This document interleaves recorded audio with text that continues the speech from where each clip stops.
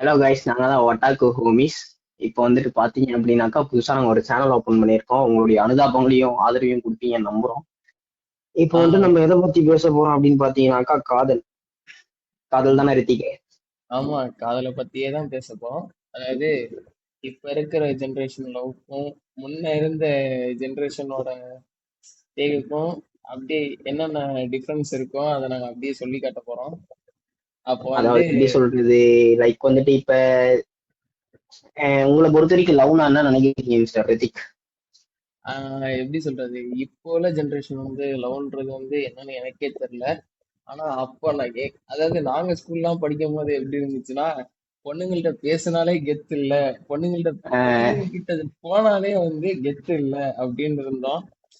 அதை எப்படி சொல்றது, பொண்ணுங்கள்ட்ட போனாலே பசங்கலாம் கலாய்க்கிறது ஒரு மாதிரி நம்ம வந்து அதெல்லாம் எப்படி சொல்றது, ஒரு மாதிரி நாஸ்டாலஜிக் மூமெண்ட். ஆனா லைக் அந்த பொண்ணு வந்துட்டு நம்ம கிட்ட பேசிடுச்சு அப்படின்னாலே அவ்வளவுதான், முடிஞ்சு அதை வச்சு கலாய்ச்சே கொண்டுருவானுங்க. அதாவது நாங்க இப்ப கடைசியில என்ன சொல்ல வரோம்னா, நீங்க லவ் பண்ணுங்க, பண்ணாம போங்க, சேருங்க, சேராம போங்க. ஆனா எங்களுக்கு வந்து கண்டென்ட் ப்ரீவியஸ்லி வந்து பேசணும்னு தோணுச்சு, பேசிட்டோம். அப்படி இல்ல.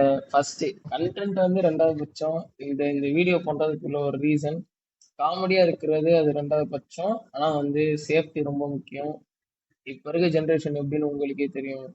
ஒரு சின்ன போட்டோ கிடைச்சா கூட மிரட்டுற உலகம் இது.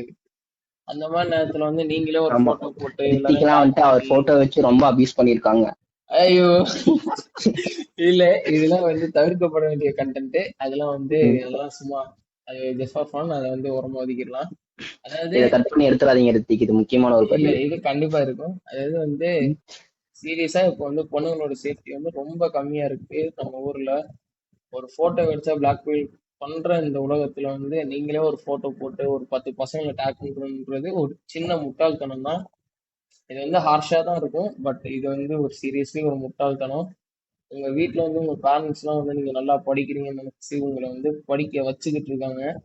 பட் நீங்க வந்து அதாவது ஒரு 4 நாள் வந்து ரிலேஷன்ஷிப்பை நம்பி உங்களோட மொத்த ப்ரூஃபையும் கையில எடுத்து கொடுக்கிறது, வீட்ல இருந்து பேரண்ட்ஸ்க்கே தெரியாம காசு அனுப்புறது, இந்த மாதிரி விஷயம்லாம் வந்து பண்றது சீரியஸ்லி வெரி worst. தப்பான ஒண்ணு. எப்படி சொல்றது, நீங்க ஸ்டோரி போடுறது இல்ல அந்த பையன் வந்து உங்கள்ட்ட என்ன மோட்டிவ்ல பேசுறான்னு ஆக்சுவலி உங்களுக்கு புரிஞ்சுக்க முடியும்.